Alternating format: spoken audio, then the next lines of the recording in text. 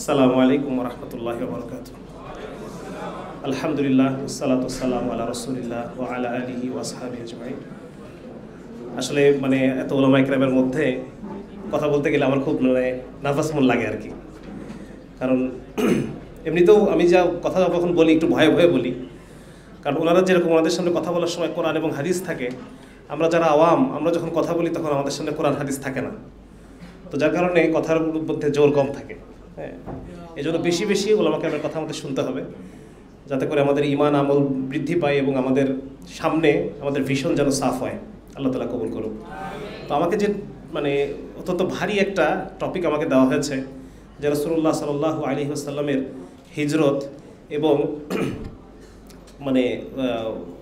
মদিনাতে তার যে ইসলামী রাষ্ট্র গঠনের জন্য তার যে পদক্ষেপগুলো, সে বিষয়ে আলোচনা করার জন্য আমাকে বলা হয়েছে। তবে আমি আমার পূর্ববর্তী আলোচক, আমার অত্যন্ত প্রিয় আলেম দায়ী মুফতি জুবায়ের সাহেব হাফিজাহুল্লাহ, ওনার কথার সূত্র ধরে আমি একটা কথা আপনাদেরকে বলতে চাই। সেটা হচ্ছে হযরত আলী মিয়া নদভী রাহিমাহুল্লাহ, গত শতকের একজন অন্যতম আলেম এবং চিন্তক এবং বিপ্লবী চিন্তক যাকে বলা যেতে পারে।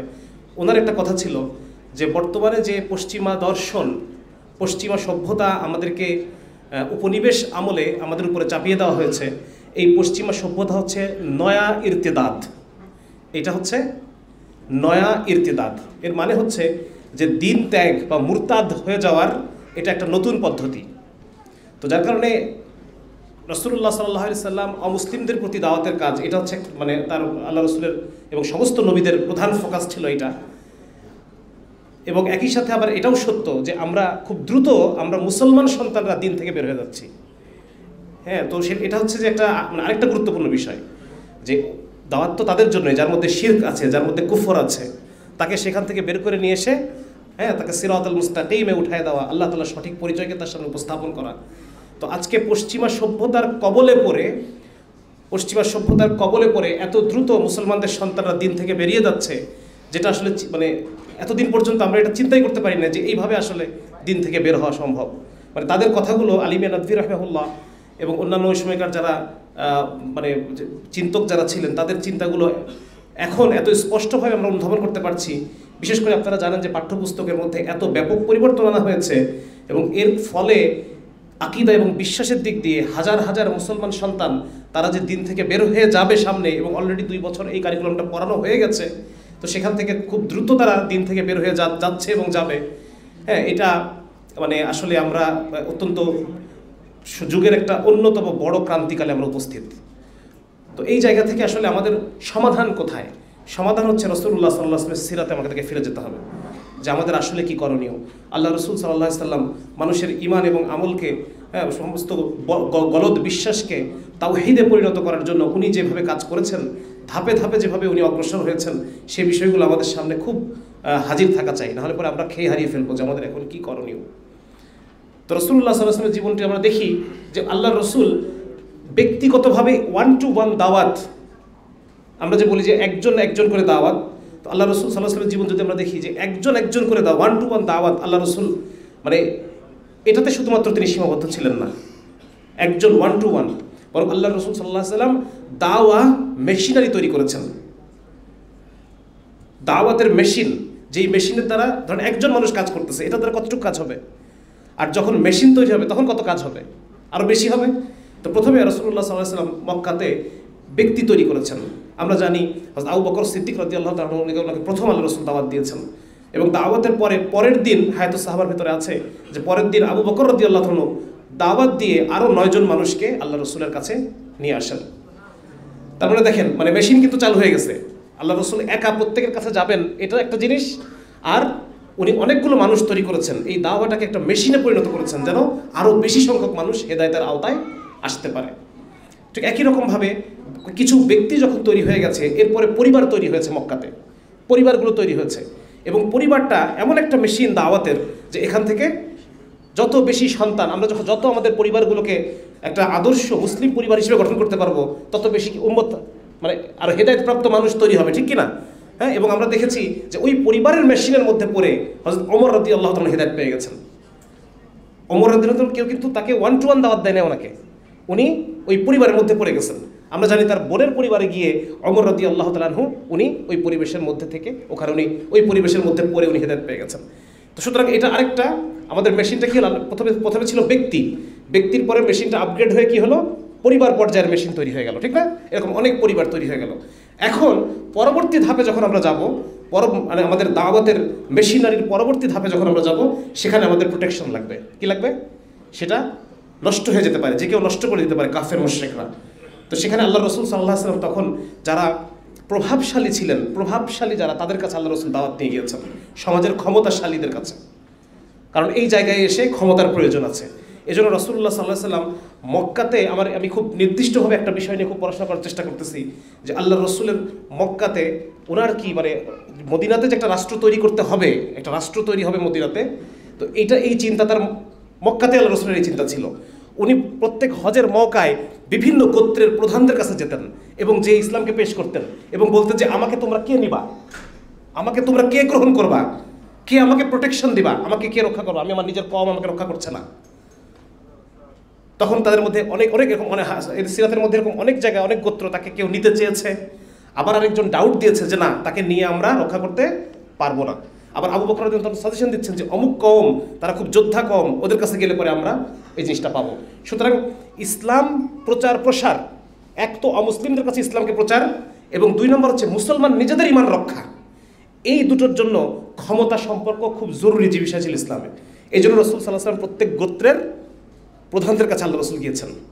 হ্যাঁ, এটা খুব ইম্পর্টেন্ট একটা আমাদের মানে নোট, যে ক্ষমতা, আমরা যদি বলি যে ক্ষমতা এটা কোনো প্রয়োজন না ইসলামের জন্য, না, এটা ভুল কথা। ক্ষমতা জিনিসটা এটা খুব আলাদা ফিকরের বিষয়, এবং ইসলামকে, হ্যাঁ, এবং আরেকটা অন্যদিকে একটা কথা বলতে চাই, যে অমুসলিমদের জন্য সবচাইতে বড় দাওয়াত হচ্ছে শরিয়া। এটা আমি পরে আসবো, আমরা যখন ইসলামী রাষ্ট্র গঠনটা কিভাবে হয়ে গেল দেখবো, এরপর আমরা বুঝতে পারবো যে অমুসলিমদের দাওয়াতের জন্য কত বড় জিনিস এই শরিয়া প্রতিষ্ঠা বা ইসলামী রাষ্ট্র প্রতিষ্ঠা। তো এরপরে যখন আপনারা দেখবেন যে তায়েফে রাসূলুল্লাহ সাল্লাল্লাহু আলাইহি ওয়াসাল্লাম যখন গেলেন, তখন তায়েফে প্রত্যেক ঘরে ঘরে কিন্তু উনি যান নাই, প্রত্যেক কাফের মুশরিকের ঘরে উনি যান নাই। উনি গিয়েছেন তায়েফের 3 ভাইয়ের কাছে, যারা ছিল তায়েফের সর্দার। কারণ এখন ক্ষমতার প্রয়োজন, আমার যদি এই দাওয়া মেশিনারিকে পরবর্তী লেভেলে নিতে হয়, আমার ক্ষমতা লাগবে, ঠিক আছে না? এজন্য ওই সময় উনি প্রত্যেক কওমের যারা সর্দারদের কাছে, এবং তায়েফে গিয়ে আল্লাহ রসুল সাল্লাল্লাহু আলাইহি ওয়াসাল্লাম সর্দারদের কাছে গিয়েছেন দাওয়াতের জন্য। এর পরবর্তীতে আল্লাহ রসুলের কাছে খবর আসলো যে মদিনাতে আওস এবং খাজরাজ গোত্রের যুদ্ধে আওস গোত্রের কিছু, এটা কিন্তু আকাবার প্রথম বায়াতের আগের ঘটনা বলতেছি, আগের বছর, সেই সময় আওস গোত্রের কিছু নেতা তারা আসছে কুরাইশদের সাথে পরামর্শ করার জন্য খাজরাজ গোত্রের বিরুদ্ধে। যখন আল্লাহ রসুল শুনছেন যে কিছু নেতা আসছেন, আল্লাহ রসুল সাথে সাথে ওখানে আলী রাদিয়াল্লাহু আনহুকে নিয়ে ওখানে চলে গেছেন। তার মানে দেখেন, মানে ক্ষমতা সম্পর্ক, দাওয়াতের সাথে ক্ষমতার সম্পর্ক, ইমানের সাথে, হেদায়েত ছড়ানোর সাথে এবং ইমান রক্ষার সাথে ক্ষমতা সম্পর্ক রয়েছে। এর পরবর্তীতে সেখানে একটা আকবর, আমরা জানি পরবর্তীতে তার একমত হলেন। একমত হওয়ার পর পরবর্তী বছর আকাবার প্রথম বায়াত অনুষ্ঠিত হলো, এরপরের বছর আকাবার দ্বিতীয় বায়াত অনুষ্ঠিত হলো। হ্যাঁ, এবং এরপরে মুসলমানরা পরিবার সহ কোথায় চলে গেলেন? মুহাজিররা মদিনাতে চলে গেলেন। এই দেখেন, এখন সব মুসলমান একসাথে হলো, যারা ইমানওয়ালা, যতগুলো মেশিন ছিল সব মেশিনগুলো একখানে হলো, এক জায়গায় হলো। এখন প্রতিষ্ঠা হলো ইসলামী সমাজ, মেশিনের পরবর্তী ধাপ। এই সমাজের মধ্যে এখন যে আসবে তার হেদায়েত হবে, যে আসবে তার হেদায়েত হবে, তার অন্তরের মধ্যে পরিবর্তন হবে, অন্তরের মধ্যে উথাল পাতাল শুরু হয়ে যাবে। এ কেমন জীবন, এ কেমন সুন্দর সুন্দর মানুষ, এ কেমন সুন্দর তাদের জীবন ব্যবস্থা। আমরা শুনেছি যে মদিনাতে যখন বাইরে থেকে কোনো ব্যবসায়ী আসতেন, তারা এসে দেখতেন যে সমস্ত দোকানপাটগুলো খোলা পড়ে আছে, আর সবাই সালাতে চলে গেছে মসজিদে নববীতে। তখন তার অন্তরের মধ্যে উথাল পাতাল হয়ে যেত, এরকম তো কোনোদিন দেখি নাই, এরকম ব্যবস্থা তো কখনো দেখি নাই, এ কেমন জীবন। এই দেখেন, হেদায়েত এভাবে হয়। আমরা পড়ছি এটা যে অ্যাডাল্ট লার্নিং, একজন বয়স্ক মানুষকে শিক্ষা দেওয়ার ক্ষেত্রে অ্যাডাল্ট লার্নিং মানে অ্যাডাল্ট লার্নিংয়ের উপায় হচ্ছে তাকে দেখাইয়া দেওয়া, তাকে শোনানো না। ছোট বাচ্চারা শুনে শেখে, আর বয়স্ক মানুষকে যখন আপনি কোনো জিনিস শেখাতে চান, অ্যাডাল্ট লার্নিংয়ের উপায় হচ্ছে গ্রাফিক্যাল, তাকে দেখাই দিতে হবে, ইসলামকে ডেমনস্ট্রেট করতে হবে। এই জিনিসটা ইসলামী সমাজ করবে। এর পরবর্তীতে ওই সমাজকে সুন্দরভাবে পরিচালনার জন্য কি লাগবে? আইন লাগবে। এবং আমরা জানি অধিকাংশ আইন মাদানী সূরাগুলোতে আল্লাহ তাআলা অবতীর্ণ করছেন। যখন মুসলমানরা হিজরত করেছে, এখন মুসলমানদের প্রয়োজন সমাজ পরিচালনার জন্য কিছু নিয়ম কানুন, পারস্পরিক বিভিন্ন আইন, বিভিন্ন দণ্ডবিধান, এগুলো প্রয়োজন। এখন আল্লাহ রসুলের কাছে আল্লাহ তাআলা বিভিন্ন মানে আইনের যে আয়াতগুলো আছে এগুলো মাদানী সূরার মধ্যে আল্লাহ তাআলা নাযিল করেছেন। এখন কি প্রতিষ্ঠা হয়ে গেল? এখন ইসলামী একটা রাষ্ট্র প্রতিষ্ঠা হয়ে গেল। রাষ্ট্র শব্দটা সবসময় আমরা ব্যবহার করবো না, কারণ রাষ্ট্র শব্দটাই খুব লেটেস্ট একটা শব্দ, এটা একটা ডিফারেন্ট কনসেপ্ট। বাকি এটা আমরা বোঝার সুবিধার জন্য আমরা ধরে নিচ্ছি যে এটা হচ্ছে ইসলামে একটা রাষ্ট্র প্রতিষ্ঠা হয়েছে। এবং এই রাষ্ট্র প্রতিষ্ঠা হওয়ার ক্ষেত্রে এখানে এটা আরেকটা দাওয়াত। আপনারা জানেন যে খুব নিকট অতীতে আল্লাহ রাব্বুল আলামিন একটা জমিন আমাদেরকে দিয়েছেন শরিয়া প্রতিষ্ঠার জন্য, এই পাক ভারত বাংলাদেশ উপমহাদেশের পাশে, সেখানে আফগানিস্তানে। তো সেখানে আপনারা জানেন যে তমাল ভট্টাচার্য নামে একজন হিন্দু ভদ্রলোক, ওই সময় উনি চলে আসেন, আসার পরে উনি ইন্ডিয়ান মিডিয়াতে উনি বক্তব্য দেন যে তালেবানরা আমাদের সাথে এগুলো করেছে, ঠিক না, ভালো ভালো ভালো ভালো কথাগুলো বলতে থাকেন। তখন উনি প্রচণ্ড চাপের মুখে পড়ে যান এবং পরে উনি ওনার বক্তব্যকে এক্সপান্স করতে বাধ্য হন। ওই সময় উনি একটা কথা বলছেন যে এতদিন পর্যন্ত কাবাবে মাংসের পরিমাণ কম ছিল, তালেবান যেদিন আসছে ক্ষমতায় তারপর থেকে কাবাবে মাংসের পরিমাণ বেড়ে গেছে। তাহলে দেখেন, মানে এটা থেকে আমরা বুঝতে পারি যে একটা অমুসলিমদের জন্য, আমি আগে একটা কথা বলছি, অমুসলিমদের জন্য সবচাইতে বড় দাওয়াত হচ্ছে শরিয়া। শরিয়া হচ্ছে সবচেয়ে বড় দাওয়াত। সে শরিয়ার পরিবেশে আসবে, জিজিয়া দেওয়ার জন্য শরিয়ার পরিবেশে আসবে, বিভিন্নভাবে সে মুসলমানদের সাথে ইন্টারাকশন হবে তার, এবং সে অবাক হয়ে লক্ষ্য করবে এ কেমন দেশ যেখানে কোনো কাজ করতে গিয়ে ঘুষ লাগতেছে না, এ কেমন দেশ যেখানে যেখানে স্বয়ং খলিফার বিরুদ্ধে বিচারের রায় চলে যাচ্ছে খলিফার বিরুদ্ধে, এ কেমন দেশ যেখানে বিক্রেতা তার সম্পদের, তার যে মাল, এই মালের খারাপিটা সে বলে দিচ্ছে যে আমার মালের মধ্যে এই খারাপ জিনিসটা আছে। সে অবাক হয়ে দেখবে এ কেমন বাজার, এ কেমন রাষ্ট্র, এ কেমন অফিস, এ কেমন মানুষ, এ কেমন বিচার ব্যবস্থা।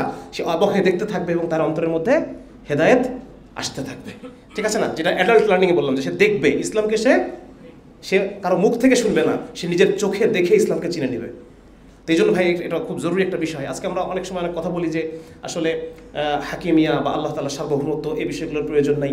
আসলে একটা সময় ছিল না, এগুলো আলোচনায় আসার দরকার ছিল না। একটা সময় সারা পৃথিবীর বুকে এই ধারণাই ছিল না যে কোনো রাষ্ট্র হবে আর সেই রাষ্ট্রে আল্লাহর সার্বভৌমত্ব থাকবে না, এটা হতে পারে না। খ্রিস্টান যে রাষ্ট্রগুলো ছিল, সেই খ্রিস্টান যে রাজা, সেই রাজারা তাদের ক্ষমতার বৈধতা কি ছিল জানেন? তাদের ক্ষমতার বৈধতা হচ্ছে তারা গডের কাছ থেকে তারা তারা তারা তারা হচ্ছে মানে গডের প্রতিনিধি হিসেবে তারা রাষ্ট্রকে চালাচ্ছে। পোপ তাদেরকে এই লাইসেন্স দিত, আমরা একটা ঘটনা আছে ইংল্যান্ড, আমি বেশি সময় নিয়ে ফেলতেছি নাকি? আমি দুধ শেষ করে ফেলতেছি, হ্যাঁ। আচ্ছা, ইংল্যান্ডের রাজার সাথে পোপের একটা সম্পর্ক খারাপ হয়, তখন এটাকে বলা হয় ইন্টারডিক্ট, মানে তাকে ধর্ম থেকে বহিষ্কার করে দেওয়া। মানে এরকম কয়েকটা ঘটনা আছে ইতিহাসের, খ্রিস্টানদের ইতিহাসের মধ্যে। তো খ্রিস্টান কোনো দেশকেও তারাও আল্লাহর সার্বভৌমত্ব স্বীকার করেই তাকে ক্ষমতা পরিচালনা করতে হইতো। কিন্তু এই যে সমস্ত ক্ষমতার উৎস জনগণ, সেখানে আল্লাহ থাকবে না, আল্লাহ এবং তার রসুলকে রাষ্ট্র থেকে বের করে দেওয়া হবে, এটা ইতিহাসে কখনো ছিল না। এটা প্রথম যেই রাষ্ট্রে আল্লাহর সার্বভৌমত্বকে অস্বীকার করা হয়, সেই রাষ্ট্রটা হচ্ছে 1776 সালে প্রতিষ্ঠিত কোন রাষ্ট্র? আমেরিকা। প্রথম রাষ্ট্র প্রতিষ্ঠা হয় যে রাষ্ট্র এই বুনিয়াদের উপর প্রতিষ্ঠিত যে সমস্ত ক্ষমতার উৎস হচ্ছে জনগণ, এটার উপরে। দ্বিতীয় রাষ্ট্র হচ্ছে ফ্রান্স। 1789 সালে ফরাসি বিপ্লবের মধ্য দিয়ে দ্বিতীয় গণতান্ত্রিক রাষ্ট্র প্রতিষ্ঠা হয়। যার কারণে এখন এই আলাপগুলো আসতে হবে যে রাষ্ট্রে মানে ইসলামী কোনো রাষ্ট্র প্রয়োজন কিনা, ইসলামের জন্য রাষ্ট্রের প্রয়োজন কিনা, রাষ্ট্রের জন্য ইসলামের প্রয়োজন কিনা। রাসূলুল্লাহ সাল্লাল্লাহু আলাইহি ওয়াসাল্লাম আমাদেরকে দেখিয়েছেন যে দাওয়াতের মেশিনারি কীভাবে তৈরি করতে হয় এবং যার দ্বারা কোরআনের ওই আয়াতের বাস্তবায়ন হয়। আল্লাহ রাব্বুল আলামিন সূরা নাসরের মধ্যে আমাদেরকে জানাচ্ছেন, আউযু বিল্লাহি মিনাশ শাইতানির রাজিম, ইযা জাআ নাসরুল্লাহি ওয়াল ফাথ ওয়া রাআইতান নাসা ইয়াদখুলুনা ফি দীনিল্লাহি আফওয়াজা। দলে দলে মানুষ দিনের মধ্যে প্রবেশ করবে, দলে দলে, এবং এই দলে দলে দিনের পথে প্রবেশ করতেছে। এটা সম্ভব যখন, কথা বলেন না কেন, যখন ইসলামী রাষ্ট্র প্রতিষ্ঠা হবে, দাওয়া মেশিনারি প্রতিষ্ঠা হবে। আমি একজন ব্যক্তি হয়তো একজনের হেদায়েতের জন্য কাজ করতে পারবো, হ্যাঁ, এটা মেশিন না, এটা মানুষ। কিন্তু যখন দাওয়া মেশিনারি প্রতিষ্ঠা হবে, তখন দলে দলে প্রোডাক্ট বেরোবে, হেদায়েতপ্রাপ্ত মানুষ বেরোবে। আর যে মানুষগুলো থাকবে তাদের হেদায়েত নিশ্চিত হবে, তাদের ফিতরত নিশ্চিত হবে। ফিতরত বিরোধী চিন্তা চেতনা, যেটা আজকে আমাদের পাঠ্যপুস্তকের মধ্যে দিয়ে বাচ্চাদের মনের মধ্যে, একটা বাচ্চা, ছেলে বাচ্চা, সে মনে করতেছে যে আমি মেয়ে, এটা কি ফিতরত সম্পন্ন না ফিতরত বিরোধী? একজন বাচ্চা সে মনে করতে, তাকে পড়ানো হচ্ছে যে সমস্ত কিছু বিবর্তনের মাধ্যমে আসছে, গড বলে আল্লাহ বলে কোনো কিছু নাই। এই চিন্তাটা ফিতরত বিরোধী।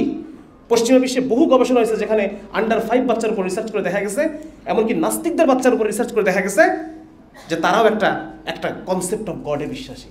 নাস্তিকের বাচ্চা, ফিনল্যান্ডে রিসার্চটা হয়েছে, নাস্তিকদের বাচ্চারাও এমন একটা কনসেপ্ট, তাকে যখন বলা হয়েছে এই গাড়িকে বানাইছে, ও বলতেছে মানুষ, বলো তো বাবা পাহাড় কে বানাইছে? তখন সে বলতেছে মানুষ না, অন্য কেউ বানাইছে। তখন তাকে ব্যাখ্যা করতে বলা হয়েছে, বলো তো এই অন্য কেউটা কেমন দেখতে? তিনি কেমন দেখতে এটা কেউ জানে না, তার কোনো মূর্তি হয় না, তার কোনো ছবি হয় না। মানে এমনকি আমাদের তাওহীদের যে কনসেপ্ট, ওই কনসেপ্টটাই বাচ্চারা বলতেছে, অথচ তার সে কিন্তু নাস্তিকের বাচ্চা, তাকে ছোটবেলা থেকে শেখায় নাই। এজন্য ভাই ফিতরাতি চিন্তা ভাবনা, মানুষের মধ্যে ফিতরাতকে টিকায় রাখার জন্য ক্ষমতা সম্পর্ক আছে কি নাই? ক্ষমতা সম্পর্ক আছে কি নাই? বুঝে আসতেছে এখন? এতদিন পরে বুঝে আসতেছে? আসতেছে। তাই জন্য ভাই আল্লাহ রাসূল সাল্লাল্লাহু আলাইহি ওয়াসাল্লামের জিন্দেগি থেকে আমরা এই বিষয়গুলো বুঝতে পারি, হ্যাঁ, যে আসলে কিভাবে মানে ইসলামের যে দাওয়াতি কর্মপদ্ধতিটা আসলে কি, সেটা হচ্ছে ব্যক্তি না, বরং মেশিনারি তৈরি করা, দাওয়াতের মেশিনারি তৈরি করা। এবং আজকে যেহেতু কথা শেষ আমার, শুধু একটু কথাই আমি বলতে চাই, সেটা হচ্ছে যে হয়তো এখানে থাকতে পারে আমাদের প্রশাসনের ভাইরা থাকতে পারেন, বা গোয়েন্দা বাহিনীর ভাইরা এখানে থাকতে পারেন। ভাই আপনিও দিন শেষে একজন বাবা। আজকে আপনার সন্তান, আপনার ক্লাস 6-এর পড়া মেয়েটা যদি একটা 6-এর ছেলের সাথে প্রেম করে, এটা আপনি মেনে নিতে পারবেন? আপনি পারবেন মেনে নিতে? আজকে যদি আপনার 10 বছর বয়সী বাচ্চা ছেলেটা যদি এসে বলে বাবা আমি আজ থেকে ছেলে, আজ থেকে আমি মেয়ে, আপনার 15 বছর বয়সী মেয়েটা যদি আজকে থেকে বলে বাবা আজকে থেকে আমি ছেলে, এটা আপনি মেনে নিতে পারবেন? সুতরাং আজকে আমরা যে কথা বলতেছি, আমরা বলতে চাই যে শরিয়া ছাড়া কোনো সমাধান নাই। লা হাল্লা ইল্লা শরিয়াতি, শরিয়া ছাড়া কোনো সমাধান নাই। যত মানুষের যত সমস্যা, সমস্ত সমস্যার সমাধান শুধুমাত্র এই শরিয়ার মধ্যে। আল্লাহ রাব্বুল আলামিন এটা এজন্যই আমাদেরকে দিয়েছেন, যেন তার প্রিয় বান্দা তারা যেন কোনো ধরনের সমস্যার সম্মুখীন না হয়, এবং যত ধরনের সমস্যা রয়েছে সমস্ত সমস্যা যেন সমাধান হয়ে যায়, এবং কিয়ামত পর্যন্ত মানুষ যেন ইসলামকে দেখে দেখে ইসলামের মধ্যে আসতে পারে। আর একটা কথা বলে আমি শেষ করে দেবো, সেটা হচ্ছে যে আপনারা জানেন যে ইসলামে মানে আমরা জানি যে জিহাদের বিধান রয়েছে, ঠিক না? আজকে এই কথাগুলো কেউ বলে না, এগুলো বলা হয় না, কিন্তু এগুলো আমাদের বলতে হবে। এগুলো না বললে তো এর সৌন্দর্য বুঝে আসবে না। এক ভাই একদিন তার লেখার মধ্যে, আমি এটা একজন আলেম মাশাআল্লাহ, খুব তার মানে আমাদের খুব চেনা মুখ, ওনার লেখার মধ্যে একটা জিনিস, যে আগের যুগে যখন কওম নবীর কথা শুনতো না, তখন আল্লাহ তাআলা ওই কওমকে কি পাঠাতেন? আযাব পাঠাতেন। এখন এই উম্মতের যারা এই আমাদের রাসূল সাল্লাল্লাহু আলাইহি ওয়াসাল্লামের শরীয়তের মুকাল্লাফ কারা? আজকে যারা কাফের, তারাও তো আমাদের রাসূলের কিসের আন্ডারে নাকি? দাওয়াতের অধীন, তারাও দাওয়াতের অধীন। তো এদেরকে আল্লাহ ধ্বংস করতেছেন না, কারণ আমাদের নবীজি রাহমাতাল লিল আলামিন, তাকে আল্লাহ তাআলা জিহাদের বিধান পাঠিয়েছেন। এটা অন্য কোনো নবীকে আল্লাহ দেন নাই ওনার বক্তব্য অনুসারে। এবং এই জিহাদের বিধানটাও আমাদের কাফেরদের জন্য রহমত। কারণ এ না হলে কি হইতো? এ না হলে আযাব আসতো, আল্লাহ তাআলার আযাব আসতো। আল্লাহ তাআলা সরাসরি আযাব না পাঠায় তাদের হেদায়েতের একটা রাস্তা আল্লাহ খোলা রাখছেন, হেদায়েতের একটা রাস্তা আল্লাহ তাআলা খোলা রাখছেন। এই জন্য ভাই আমরা ইসলামের কথা বলতে ভয় পাবো না। আপনি দেখবেন যে 9/11-এর পরে পশ্চিমা বিশ্বের যে পরিমাণ হেদায়েত হয়েছে, এটাকে আমি আপনি গিয়ে দিছি, মানুষকে দাওয়াত দিছি আমরা। আপনারা লক্ষ্য করছেন না 9/11-এর পরে? এমনকি আমাদের হামাসের ভাইরা যখন ওই যে কত তারিখে 7ই অক্টোবর যখন হামলা শুরু করলেন, এরপরে পশ্চিমে আবার হেদায়েতের হার বেড়ে গেছে না? হার বেড়ে গেছে না? তার মানে ইসলামের কথা যখন আপনি কোনো ভয়হীনভাবে বলবেন, তখন মানুষ হেদায়েত পাবে। আর যখন আপনি সুগার কোটিং করবেন, কিছু বলবেন না, মিষ্টি কথা বলবেন, এটার দ্বারা হেদায়েত হবে না। কিন্তু যখন আপনি ইসলামের পরিপূর্ণ বিধানটাকে মানুষের সামনে তুলে ধরবেন কোনো ধরনের ভয় ছাড়া, ওইটার দ্বারা মানুষ হেদায়েত পাবে। এই জন্য ইসলামের যে প্রবল বিধান আছে, যেগুলোকে আমরা লুকায় রাখতে চাই, এটাই মানুষের হেদায়েতের কারণ।